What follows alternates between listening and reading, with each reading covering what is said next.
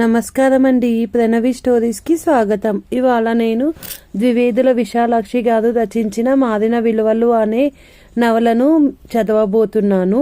ఈ నవలలోని మిగిలిన భాగాలు మన ఛానల్లో ఉన్నాయి. ఎవరైనా వినకుంటే వినేయండి. ఇక కథలోకి వెళదాం.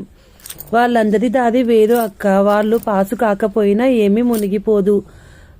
అప్రయత్నంగా నవ్వు వచ్చింది జానకికి. తన మాటలలో అంత నవ్వవలసిన అవసరం ఏమున్నదని తెల్లబోయి చూశాడు సాంబశివం.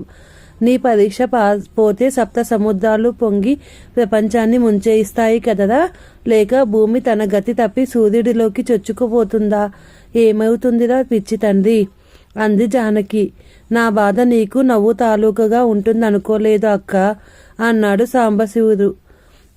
నీ బాధ చూసి కాదురా నవ్వింది, నీ భయం చూసి. ఇప్పటి వరకు ఏ క్లాసు తప్పకుండా పాస్ అవుతున్న వాడివి ఇప్పుడు ఎందుకు తప్పుతుందిరా? అనవసరంగా గాబరా పడి మనసు పాడు చేసుకోకు. తమ్ముడికి ధైర్యం చెప్పి లోపలికి వచ్చింది జానకి. చాలా వరకు సాంబశివం జానకి పక్కలపై నిద్ర రుచి చూడని కళ్ళతోనే కాలం గడిపారు. కాస్త చీకటి ఉండగానే లేవాలనుకున్న జానకి రోజు కన్నా మరి కాస్త ఆలస్యంగా లేచింది. సుందరమ్మ ఇల్లు వాకిలి శుభ్రం చేసుకొని వంట ప్రయత్నాలలో ఉన్నది. కనకం అత్తగారికి వంట బియ్యంలో రాళ్ళు ధాన్యం ఏదిస్తున్నది. జానకి కాలకృత్యాలు ముగించుకు వచ్చి వదిన గారి పక్కన కూర్చుంది. చేటలో బియ్యం అటు ఇటు కదుపుతూ వదిన ప్రకాశం ఏడి అని ప్రశ్నించింది. 4 రోజుల ఇంట్లో ఎవరో ఒకరు వేస్తున్నదే ఈ ప్రశ్న. అందరికీ తలొక మాదిరిగా సమాధానం ఇస్తూ తప్పించుకుంటున్నది కనకం. ఈరోజు ఆడబిడ్డ పనిగట్టుకొని దగ్గరికి వచ్చి కూర్చొని ప్రశ్నించడంతో ఇక ఈ విషయం గోప్యంగా ఉంచడం తన వల్ల కాదనుకుంది కనకం. ఎక్కడికో వెళ్ళాడమ్మా అన్నది. అదే ఎక్కడికి వెళ్ళాడు అని అడుగుతున్నాను, అంది జానకి. నాకేం తెలుసు, నాతో చెప్పి వెళ్ళాడా? మీకెంత తెలుసో నాకు అంతే తెలుసు, అంది కనకం. నీతో చెప్పకుండా వాడు ఏ పని చెయ్యడు వదినా. ప్రకాశం ఎన్ని రోజుల బట్టి ఇలా ఉదయాన్నే బయటకి పోతున్నాడు? అడిగింది జానకి. ఏది 4-5 రోజులేగా అయ్యింది. అంటే విజయదశమి నాటి నుండి అన్నమాట. మరేం?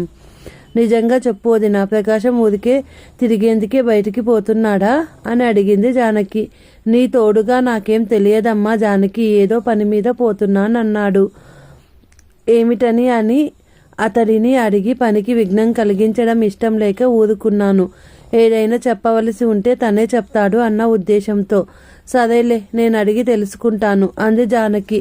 నేను చెప్పానని చెప్పబోకమ్మా జానకి, వదిన నా రహస్యం దాచింది కాదంటాడు, అన్నది కనకం. అలాగేలే వదిన, అంది జానకి నవ్వుతూ. జానకి ఆలోచనలతో గడిచిన రోజు మేల్కొంది. ఆఫీసులో తన పని ముగించుకొని బాలవిహార్ను వదిలి వేస్తున్న సమయంలో అనసూయమ్మ గారు పిలుస్తున్నారంటూ వచ్చాడు నౌకరు రంగయ్య. ఎక్కడున్నారు? హాస్టల్లోనా ఇంట్లోనా? ప్రశ్నించింది జానకి. ఇంట్లోనే ఉన్నారు, మిమ్మల్ని పిలుచుకు రమ్మన్నారు. సరే పద అంటూ అతనితో బయలుదేరింది జానకి. బాలవిహార్ను అనుకునే అనసూయమ్మ గారి ఇల్లు ఉన్నది. ఇల్లు అట్టే పెద్దది కాకపోయినా అధునాత పద్ధతిలో కట్టింది. ఇంటి ముందు పూల మొక్కలు, విశాలంగా ఉన్న కిటికీలకు గుమ్మాలకు పొడుగ్గా వేలాడుతున్న తెరలు, కాలు జారెట్టు ఉన్న సన్నని గచ్చు ఆ ఇంటి అందాన్ని రెట్టింపు చేస్తున్నాయి. ఆ గుమ్మంలో నిలబడి చూస్తే బాలవిహారంతా విరిసి వినియని గులాబీ తోటల రంగురంగుల పువ్వులతో ఇటు అటు పరిగెత్తే చిన్న పాపల కేరింతలతో చూడముచ్చటగా కనిపిస్తుంది. బాలవిహార్ అంటే ఒక పెద్ద సేవా సంస్థ, విద్యాలయం కానీ కాదు. అనాథ ఆర్తజన శరణాలయం అన్న బిరుదు దానికి లేదు. ఒక తల్లి గర్భశోకంలో నుండి పుట్టిన మానవతకు చిహ్నం. అనసూయమ్మ దానికి అధికారిని అనుకుంటే జానకి ఆమె సెక్రటరీ. మరో 2 ఉపాధ్యాయులు, కొద్దిమంది ఆయాలు, నౌకర్లు ఉన్నారు అందులో. వీళ్ళంతా సమిష్టి కుటుంబంలోని వ్యక్తుల్లా మసులుకుంటారు. వీరందరి చేతుల్లో బాలవిహార్ పెరుగుతున్నది. అనసూయమ్మకు వరుసగా 4 పిల్లలు పుట్టి పురిటి గతి దాటకుండానే లోకం విడిచిపోయేరు. 5వసారి పుట్టిన బిడ్డ తన బిడ్డతో పాటు అనసూయమ్మకు మరి పిల్లలు కలిగే అదృష్టాన్ని కూడా లాక్కుపోయింది.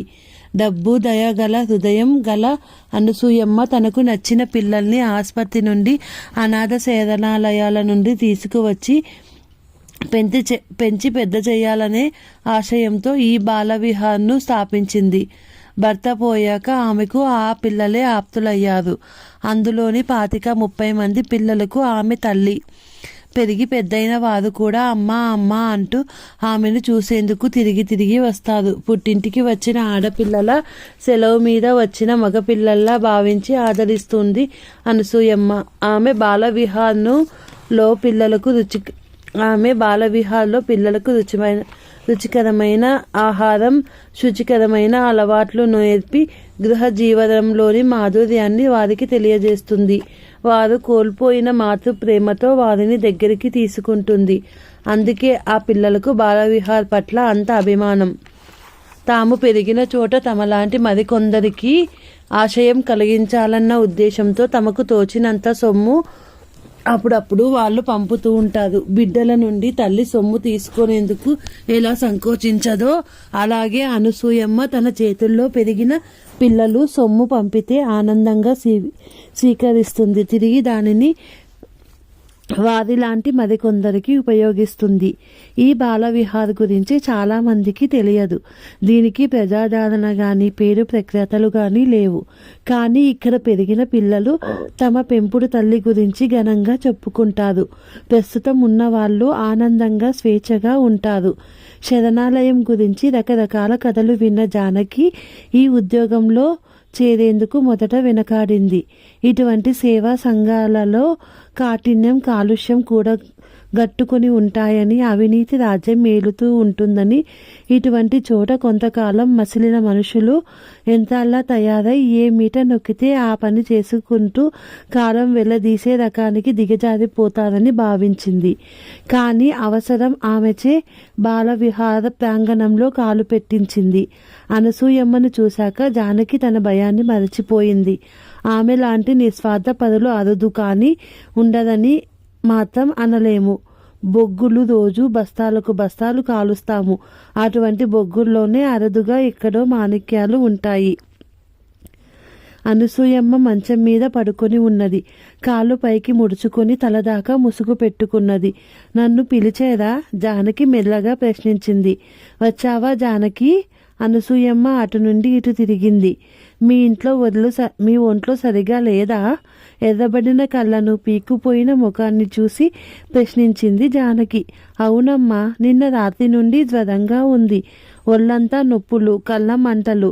ఈరోజు పిల్లల్ని చూడడానికి కూడా రాలేకపోయాను. అంతా బాగున్నారా రాముడు? శివన్న దెబ్బలాటలు మానేసి ఆడుకుంటున్నారా? వాళ్ళు అప్పుడే మర్చిపోయారమ్మా.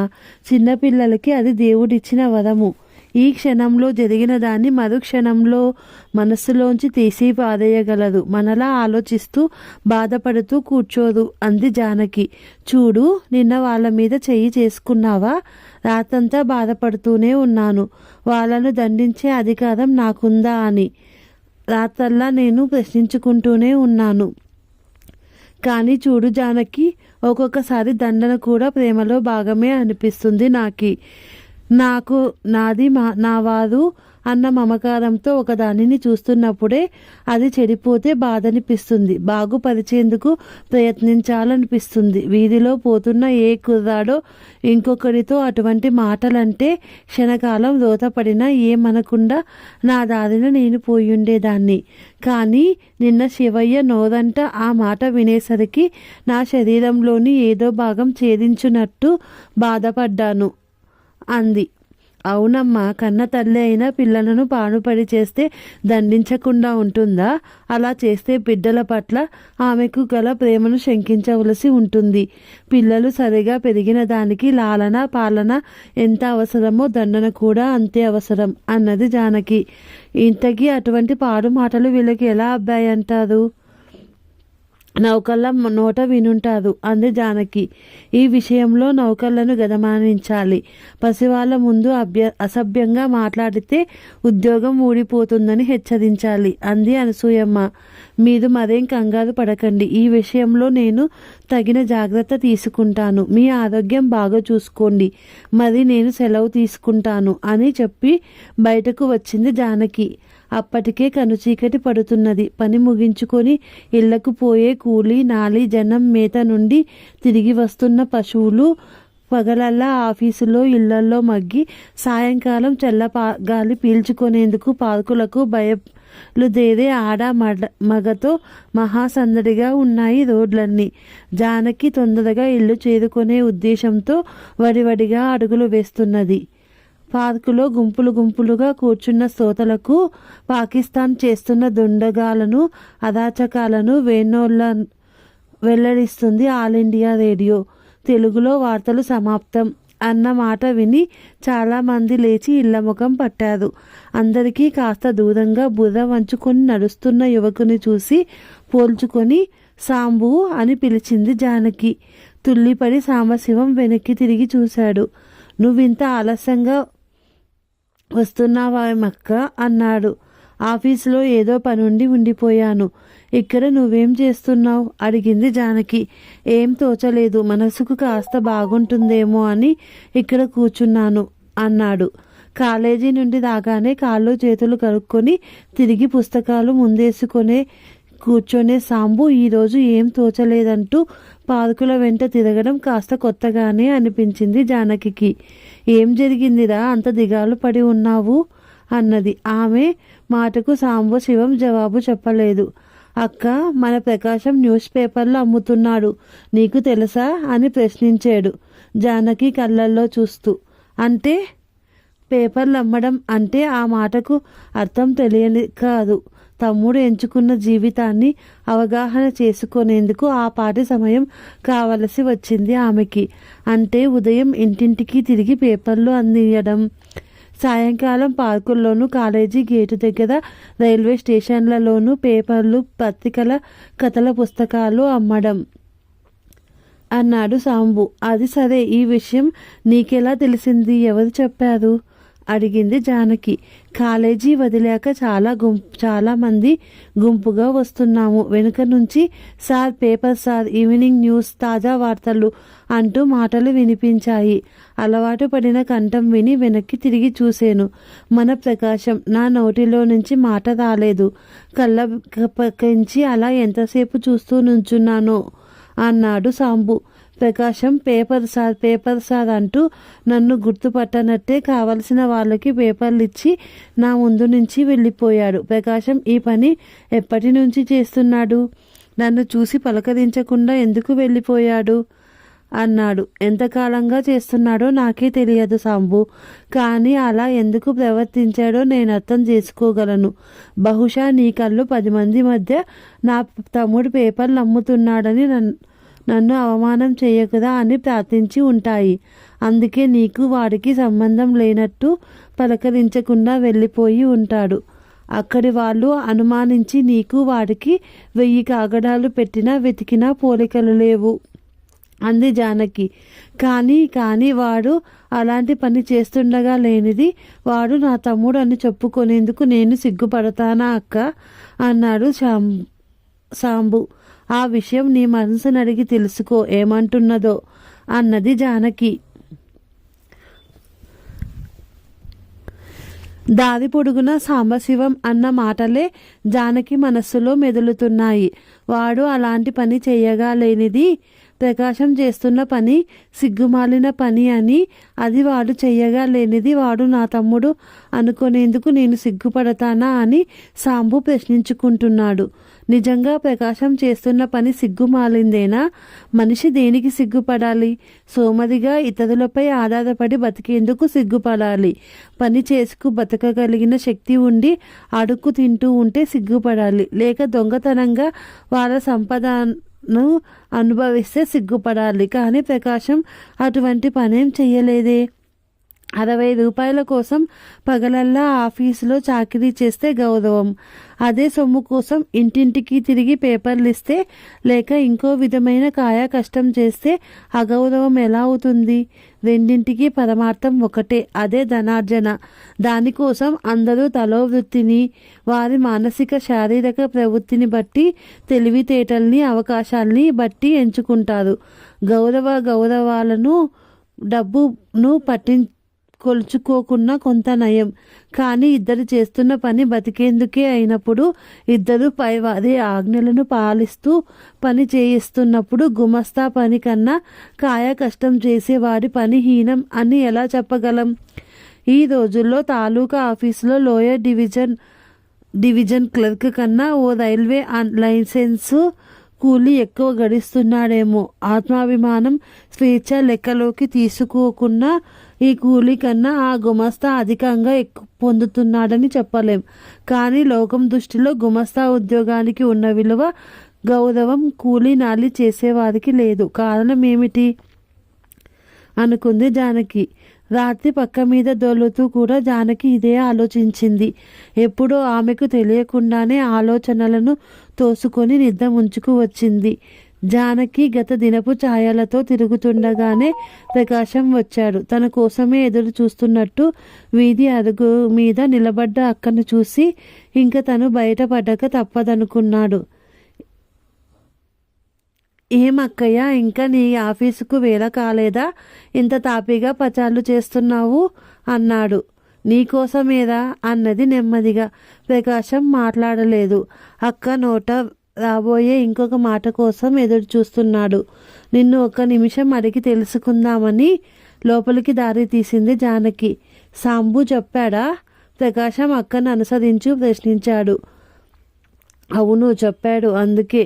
వినగానే నీకేమనిపించిందక్క? ఏమిటి దౌర్భాగ్యుడు ఇలాంటి పని చేసుకుంటున్నాడనుకున్నావా, లేక బతికి నేర్చిన బండబ్బాయి అనుకున్నావా? ఏమనుకునేందుకు నీ అభిప్రాయం, నీ ఆశయం నాకింకా స్పష్టంగా తెలియందే. నువ్వు పట్టిన మార్గం గురించి నాకు చింత లేదు. అది నిన్ను ఎంతవరకు తీసుకుపోగలదే అని ఆలోచిస్తున్నాను అంది జానకి. అది నన్ను తీసుకుపోవడం ఏమటక్క? నేనే దాన్ని నడిపిస్తాను, పరుగులు పెట్టిస్తాను, గమ్యం చేరేదాకా కాలు ఆగనివ్వను అన్నాడు ప్రకాశం. నీ గమ్యం ఏమిటి ప్రకాశం?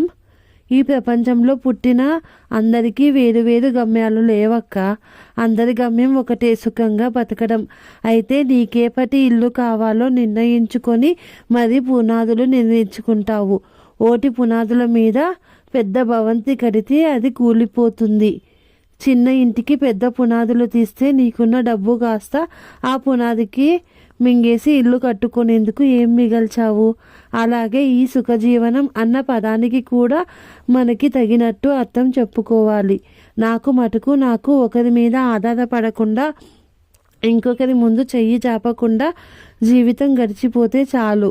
చేతనైతే ఇంకొకరికి సహాయం చేస్తాను, లేకపోతే నా బతుకునే నేను బతుకుతాను. బతికినంతకాలం నా అడుగు ముందుకే పడాలి. అదే నా ఆశయం, గమ్యం అన్నాడు ప్రకాశం. జానకి మాట్లాడేలోగా కూరల సంచితో సూర్యారావు చెమటలు కార్చుకుంటూ ఇంట్లోకి వచ్చాడు. జానకి, అమ్మ ఈ మాట విన్నారా అని సూర్యారావు ఉద్రేకంగా గావు కేకలు పెట్టాడు. ఏం జరిగింది? ఏం సంగతి? సుందరమ్మ వంట ఇంట్లో నుంచి పరుగున వస్తూ ప్రశ్నించింది. ఈ దౌర్భాగ్యుడు ఇంటికి పేపర్లు పంచిపెడుతూ తిరుగుతున్నాడట. ప్రకాశం వైపు మింగేసేంత కోపంగా చూస్తూ అడిచాడు. ఎవరురా? ఏం పేపర్లురా? ఇంకెవరో అయితే నాకీ గోల ఎందుకే? నీ ముద్దుల కొడుకు ప్రకాశమే. వీధిలో తెలిసిన వాళ్ళంతా ఒక్కటే అడగడం. అదేమిటయ్యా సూర్యారావు, మీ తమ్ముణ్ణి అలా వదిలేశావు? ఇంత పుట్టి ఇలాంటి పని చేస్తాడా? ఎవరో అలగా వాళ్ళలాగా ఇంటింటికి తిరిగి పేపర్ అని కేక వేస్తుంటే ఎంత అపఖ్యాతి అని బజార్లో అంతా నిలదీస్తుంటే ఏం చెయ్యనమ్మా అన్నాడు సూర్యారావు. ఇంతకాలం వీడికి తిండి పెట్టి మేపింది ఇటువంటి వెధవ పని చేయడానికా? ఎలాగో మెట్రికులేషన్ పాస్ అయితే మా ఆఫీసులో పెద్దవాళ్ళు కాళ్ళ పట్టుకొని ఏదో ఒక ఉద్యోగం వేయిద్దాం అనుకున్నాను. పోనీ స్కూల్కి పోవడం చిన్నతనమైతే ప్రైవేటుగా అన్నా కట్టి పాస్ అవ్వదా అని నేను మొత్తుకుంటుంటే వినకుండా నేను నల్లగుదిలో బురద ఎత్తుకొని పనులు చేస్తానా అన్నాడు. ఇదా వీడు నాకు చేస్తున్న ఉపకారం? చిన్నప్పుడు వీడిని ఎత్తుకొని మోసినప్పటి కాయాలు ఇంకా నా చేతుల మీద ఉన్నాయి. శాంత పుట్టినప్పుడు నీ కోసం ఏడుస్తూ ఉంటే భుజం మీద వేసుకొని రాత్రల్లా తిప్పి నిద్ర పెట్టేవాడిని. ఏ రోజైనా నాన్నగారు నాకు అనానో బేడానో ఇస్తే నే కొనుక్కొని తినకుండా వీడి కోసం, ఈ వెధవ కోసం పెప్పర్మెంట్లు బిస్కెట్లు కొని తెచ్చేవాడిని. వీడిని వెనకేసుకొని నాన్న చేత ఎన్నిసార్లు అంటూ సూర్యారావు ఆగిపోయాడు. అంత కంటక పడవలసిన సంగతి ఏముందన్నయ్యా ఇందులో? అన్నగారి వాక్యం నికి అడ్డుకట్ట వేసింది జానకి. కంటక పడింది ఇందులో ఏం లేదా? కోపగించుకోవడానికి ఏం లేదా? నీకు అలాగే తోస్తున్నదా తల్లి అన్నాడు సూర్యారావు. అనవసరంగా ఆవేశపడకన్నయ్యా, ప్రకాశానికి చదువు రాలేదని నువ్వే అంటున్నావుగా, మరి బతికేందుకు ఏదో వృత్తి చూసుకోవాలా వద్దా? ఎంతకాలం నువ్వు పెట్టగలవు? నువ్వు ఔదార్యంతో పెట్టిన అన్నం తిని బట్ట కడుతున్న మనిషి ఎంతకాలం ఇతరుల మీద ఆధారపడి బతకగలడు అంది జానకి. అంటే నా అవసరం లేకుండా ఈ పేపర్లు అమ్ముకొని నీ తమ్ముడు బతికేయగలడు అనుకుంటున్నావా అన్నాడు సూర్యారావు. అన్నయ్య, బతకగలడో లేడో కాలం గడిస్తే గానీ తెలియదు, కానీ బతకాలనే వాంఛ మాత్రం ఉంది. ప్రయత్నం చేయాలనే పట్టుదల ఉంది. అనుకున్నట్లు జరగక అవసరం వస్తే నాకు నువ్వు, నీకు నేను కాకుండా పోతామా? అన్నదమ్ముల మధ్య ఇచ్చిపుచ్చుకోవడాలు లేకుండా పోతాయా? తమ్ముడి వైపు చూసి హేళనగా నవ్వాడు సూర్యారావు. పేపర్లు అమ్ముకుంటూ నువ్వు సొమ్ము గడించి నాకు పంపుదువు గాని, మా తమ్ముడు పంపాడని నేను 2 చేతులా అందుకుంటాను అన్నాడు. ఏమోరా, ఒక్కొక్క దశలో నవ్విన ఊళ్ళే పట్నాలు అవుతాయి అంటారు. మా మేనమామ మనవడు వీడిలా చదువు సంధ్య లేక తిరుగుతూ ఉండేవాడు. ఆ వెనక ఎవరో చెప్పగా పేపర్ మిషన్ పెట్టి లక్షలు గడించాడట. మన ప్రకాశం రాతెలాగుందో అంది సుందరమ్మ. నక్కకి నాగలేకానికి సామెత ఏమిటమ్మా? అతను వేలకి వేలు పెట్టి ప్రెస్ పెట్టుకున్నాడు. వ్యాపారం బాగా సాగి లక్షలు గడించాడేమో. వీడికి ఏమంది? మూతి మీద మీసమైనా లేదు అన్నాడు సూర్యారావు. అన్నగారి ఆఖరి మాట విని కులాసాగా నవ్వుకున్నాడు ప్రకాశం. ఈ రోజు నుంచి మంచి మీసం పెంచుతానన్నయ్యా. ఎప్పుడైనా అవసరమైతే దాన్ని నీ దగ్గర ఐవేజిగా పెట్టి సొమ్ము తీసుకుంటాను అన్నాడు ప్రకాశం. చూసావా అమ్మా వీడి పొగరు ఎలా ఉందో అన్నాడు సూర్యారావు. ఏమిటిరా ప్రకాశం, పెద్ద చిన్న చూసుకోకుండా నోటికెంతొస్తే అంత మాట్లాడుకోవడమే సుందరమ్మ మందలించింది. నా పెట్టుబడిని గురించిన బెంగ అన్నయ్యకి అక్కర్లేదమ్మా. నా నీతి నిజాయితీని కష్టించి పట్టుదలతో చేసే పనిని పెట్టుబడిగా పెట్టుకొని వ్యాపారం చేస్తాను. నాకు శుభం కలిగితే నన్ను చూసి మరికొందరైనా ఈ ఊబిలో నుంచి బయటపడతారు అన్నాడు ప్రకాశం. ఆ ఊబిలో నుంచి బయటపడడానికి ప్రయత్నిస్తున్న ప్రకాశాన్ని చూసి చాలామంది విచారించలేదు. కొందరు తమ సానుభూతి చూపించేది. చీచీ పిదపకాలం పిదప బుద్ధులు, ఇటువంటి పనులు చేయడం వాళ్ళింట వంట ఉందా అని చీదరించుకున్నారు మరికొందరు. కకృతి పడినా కడుపైనా నిండాలి, దీనితో వీడి బతుకు గాడుస్తుందా? కాళ్ళు అదిగేలా తిరిగితే మహా ఇస్తే రూపాయో అద్దో ఇస్తారు. దానితో ఏమైనట్టు? హాయిగా కడుపులో చల్ల కూర్చో కదలకుండా ఏ కోమటి కోట్లకో నౌకది చేసుకుంటే పోలా అని వ్యాఖ్యానించేది కొందరు. తమ్ముడు పేపదమ్మి జీవిస్తానన్నప్పటి నుంచి సూర్యారావు కుతకుతా ఉడికిపోతున్నాడు. ఏదో నాకింతకన్నా ఏ పని చేయడం చేత కాదు. నీలా ఉద్యోగం చేసేందుకు చదువు సందా లేదు. నా పడి వాట్లేమిటో నన్ను పడని అన్నా అని నిదానంగా చెప్తే సూర్యారావుకు అంత అక్కస్సు లేకపోవును. గౌరవప్రదమైన గుమస్తాగిరి వెలిగించి నువ్వు ఆర్జిస్తున్న పాటి నేను ఆర్జించగలను. కాకపోతే గాలి వెలుతుల్లో తిరుగుతూ 4 రకాల మనుషుల్ని చూస్తూ ఉంటాను కాబట్టి జీవితాన్ని నీకన్నా బాగా అర్థం చేసుకునే అవకాశం నాకుంటుంది. నేను చెడిపోతానన్న భయం నాకు లేదు అన్నయ్య. నమ్మికతో కష్టపడిన మనిషి ఏ పని చేసినా అపజయం అతని ఛాయల్లోకి రాదని నా నమ్మకం. నేను పినికివాడిని కాదు. కాలం ఓడిన పందాన్ని నిలిచి గెలుచుకుంటాను అని భీకరాలు పలుకుతుంటే, తన ఉద్యోగాన్ని హేళన చేస్తుంటే సూర్యారావుకు అరికాలి మంట నెత్తికెక్కేది. ఇంట్లో తల్లి కోసం ఏమైనా సొమ్ము అడిగితే అన్నిటికీ నా మీద పడతావేం? ఆర్జన పడుదు, నీ చిన్న కొడుకును అడుగు. నీ జీతం అనగా ఎంత, నేనెంత? వాడు సిగరెట్లకు కిళ్ళీలకు అయినంత ఉండదు అనేవాడు. ప్రకాశం సిగరెట్లు కాలుస్తున్నాడా? తల్లి ఆతృత చూసేది. లేకపోతే ఆ అప్పన్నతో పొత్తు ఎలా కలిసిందంటావు? వీడికి వాడు ఎందుకు డబ్బు మదుపు పెడుతున్నాడు? ఏవో కొన్ని పత్రికలకి ఏజెన్సీలు తీసుకునే ప్రయత్నంలో ఉన్నాడట. మంచిదే, వాడు బాగుపడితే నాకు సంతోషం కాదేమిటి అనేవాడు.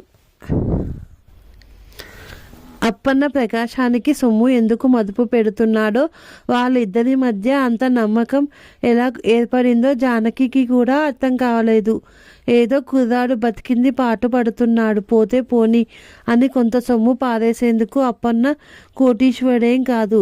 ఎంత ధనవంతులైనా నిరాపేక్షగా తమ సొమ్ము ఎదుటి వాళ్ళ మీద ఖర్చు పెట్టరు. ఆర్థికంగానో వ్యావహారికంగానో పారమార్థికంగానో ఏదో లాభం, అందువల్ల లాభం ఉందన్న నమ్మకం కలగందే చెయ్యి విదిలించదు. అలాంటిది కిల్లి కొట్టు పెట్టుకొని బతుకుతున్న అప్పన్న అంది జానకి. సరిగ్గా చెప్పావు అక్క, కనిపించిన వాళ్ళకల్లా ధనం పెంచిపెట్టే ఔదార్యం అప్పన్న దగ్గర లేదు. మనందరిలాగే అతనికి డబ్బు మీద వ్యామోహం, తనది అనే మమకారం సమపాలల్లో ఉన్నాయి. నది వీధిలో జల్లుకునేంత డబ్బు కూడా అతని దగ్గర లేదు. కానీ మనలో చాలామంది ఉండని గుణం ఒకటి అతని దగ్గర ఉంది. అది ఎదుటి మనిషిని నమ్మడం. ఈ మంచి గుణం అతనిని చాలాసార్లు మోసగించింది కూడా. అయినా దానిని విడిచిపెట్టలేకపోతున్నాడు. అటువంటి నమ్మికతోనే నాకు సొమ్ము మదుపు పెట్టాడు. అతడు సొమ్ము పెట్టాడు, నేను పని చేస్తున్నాను. లాభం ఇద్దరం సమానంగా పంచుకుంటున్నాం. ఇది మా ఒప్పందం అన్నాడు ప్రకాశం. ఇందులో ప్రకాశం పెద్దగా నష్టపోయేందుకు ఏమీ లేదనుకున్నారు ఇంట్లో వాళ్ళు. ప్రకాశం మాత్రం అది జీవన్మరణ సమస్యగా అనిపించేది. తన నీతి నిజాయితీలను మదుపుగా పెట్టి మానవుల మంచితనంతో చేస్తున్న వ్యాపారం అది. అందులో లాభం వెంటనే కనిపించకపోయినా నెమ్మదిగా తేలుతుంది. తను చేయవలసిందల్లా అంతవరకు ఓపికతో గాడి తప్పకుండా నడిచిపోవడమే అనుకున్నాడు ప్రకాశం ఓపికతో ఎదురు చూశాడు. ఒక రోజు కాదు, ఒక వారం కాదు, ఒక నెల, 2 నెలలు కాదు, ఏడాది పాటు ఓపికతో ఎదురు చూశాడు. తన డైరీలో సంతృప్తికరంగా ఒక వాక్యం రాసుకోవడానికి.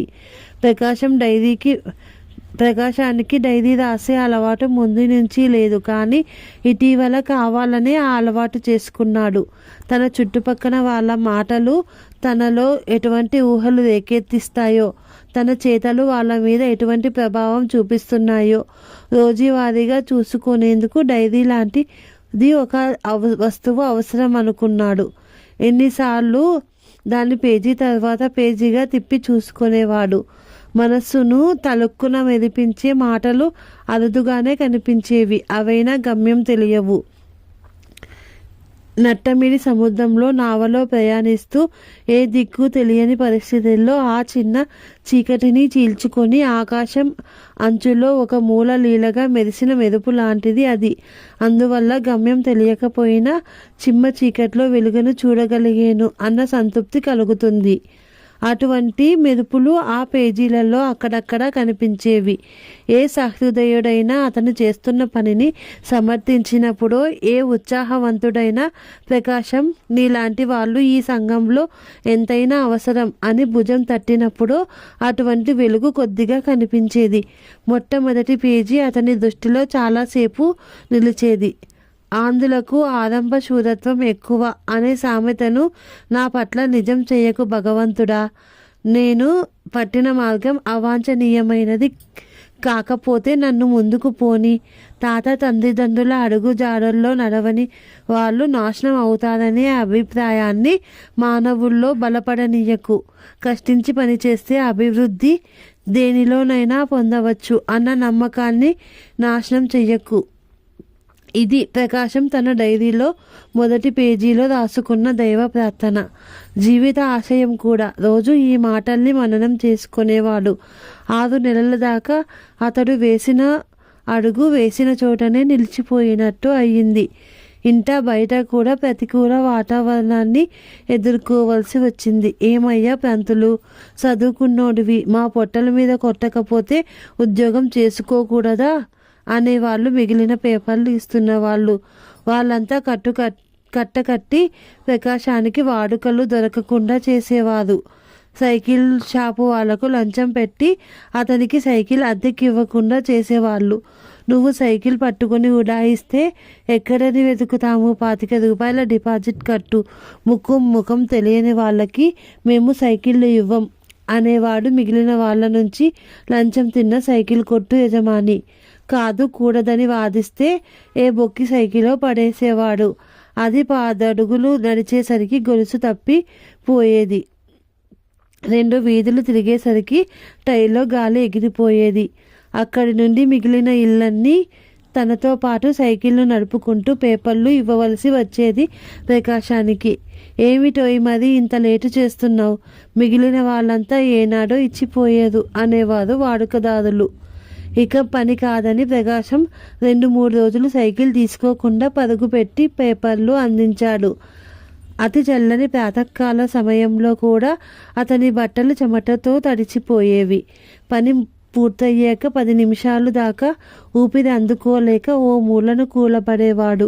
4 రోజులు నాటికే అది ఆచరణమైన యోగ్యమైన ఆలోచన కాదని తెలుసుకున్నాడు. తను ఈ వృత్తిని నిర్వహించాలనుకుంటే 2 మార్గాలు ఉన్నాయి. సొంత సైకిల్ అయినా ఉండాలి, లేదా ఈ వృత్తిలో ఉన్న వాళ్ళను మంచి చేసుకోవాలి. మొదటిది డబ్బుతో కూడిన పని, రెండవది మంచి మాటలతో అనుకూలించవచ్చు అనుకున్నాడు ప్రకాశం. పేపర్ కుర్రాళ్ళంతా తమ పేపర్లు తీసుకొని సైకిళ్లకు బిగించి కట్టుకొని రేసుకు సిద్ధంగా ఉన్న పందెపు గుర్రాల్లో సైకిల్ హ్యాండిల్ బాళ్ళ మీద చేతులు పెట్టుకొని నిలబడ్డారు. ప్రకాశం తన కట్ట పేపర్లు చేతిలో పట్టుకుని నించున్నాడు. ఏం పంతులు, ఈరోజు పేపర్లు పంచవా అన్నారు. ఎలా పంచేది? నేను మీతో పాటు బతుకుదామని వస్తే మీరంతా కట్టకట్టి నన్ను తోసేస్తున్నారు. మీరంతమంది ఉండంగా నేనొక్కడిని ఎక్కువైపోయానా? చెప్పండి మరి అన్నాడు ప్రకాశం. అది కాదు పంతులు, చదువుకున్నోడివి, ఏదో నౌకరి చూసుకుంటే సరిపోలే, ఇక్కడికి ఎందుకు రావాలా అని. నౌకరి సరిపోయే చదువుంటే ఇక్కడికి ఎందుకు వస్తాను? అది లేకే ఈ పని అన్నాడు ప్రకాశం. అయితే నీకు మాలానే చదువు సందలు లేవన్నమాట. మరి అంత సొగ్గా బట్టలెత్తావు, నీటుగా తల దువ్వావు, ఇంకా ఏదో పెద్దోడి అనుకున్నాము. ప్రకాశం అన్న మాట వాళ్లకు చాలా హితవుగా ఉంది. అతడు ఏదో విధాన తమకన్నా అధికుడన్న భావన వాళ్ళల్లో కలిగి అతన్ని ముందుకు పోనీయకూడదన్న ఈశ్వర్తో అడ్డు తగిలేదు. ఇప్పుడు అతడు తమలాంటి ఆసక్తుడే అని తెలుసుకున్నాక వాళ్లకు అతని మీద సానుభూతి కలిగింది.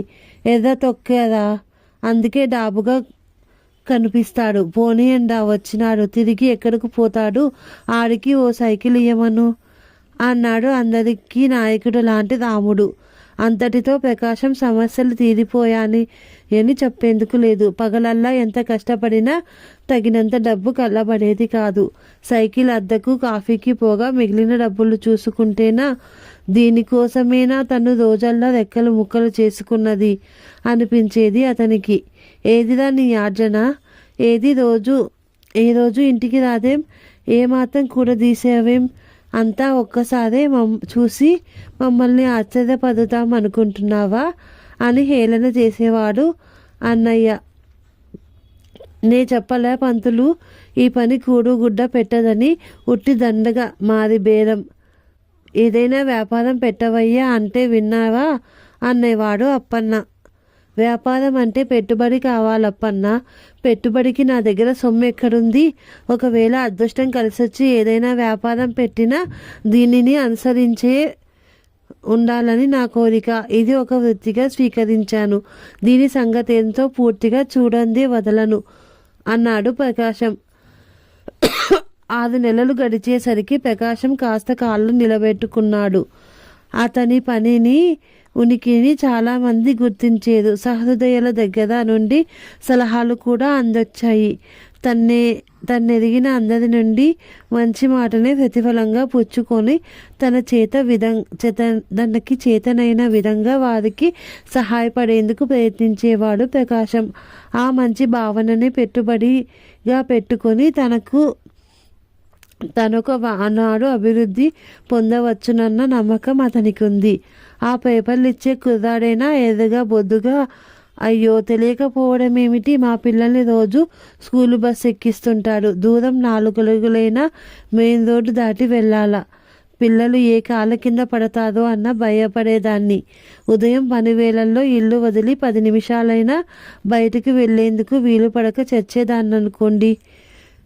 పర్వాలేదమ్మా, ఆ సమయానికి పేపర్లు ఇవ్వడం అయిపోతుంది. ఈ దారంటేగా ఇంటికి పోతాను, పాపల్ని బస్సు ఎక్కించి వెళ్ళిపోతానులేండి అన్నాడు. పాపం రోజు వేలకు వచ్చి పిల్లల్ని తీసుకొని పోతాడు. నా ప్రాణం తెలిపి ఉన్నదనుకోండి అంటుందక ఇల్లాలు.